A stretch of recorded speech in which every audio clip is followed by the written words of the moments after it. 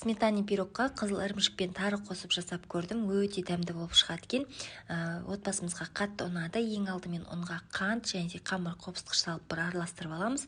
Одан соң салқын сары майымызды салып крошки жасаймыз. Келесі кезекте бір жұмыртқа қосып жұмсақ етіп қамыр илейміз. Бірден айта кетейін, жұмыртқаңыздың көлемі кішкентай болса, бірден 2 жұмыртқа қосуға кеңес беремін. Дайын болған қамырды 15-20 минутқа тындырып қоямыз. Мына жерде менде жуып тазаланған тары, оның үстіне қайнап тұрған сүт құйып 15 минутқа бұқтырып қоямыз.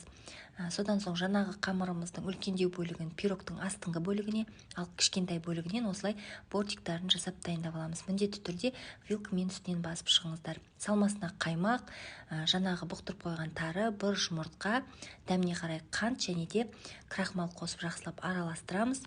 Дайын болған массамыздың жартысын ғана құямыз, ал ортасына төртбұрыш етіп туралған қызыл ірімшігімізді салып шығамыз және де қалған салмамыздың барлығын құйып, алдын ала қызып тұрған печкіде 175 градуста шамамен 35-40 минут аралығында пісіріп аламыз. Піскеннен соң міндетті түрде бөлме температурасында 1 сағат суытамыз, содан соң 2 сағатқа тоңазытқышқа қалдырамыз. Сол кезде формасын жақсы ұстап, ортасындағы салмасы жақсы қатаятын болады. Түрде жасап көріңіздер, өте дәмді болып шығады.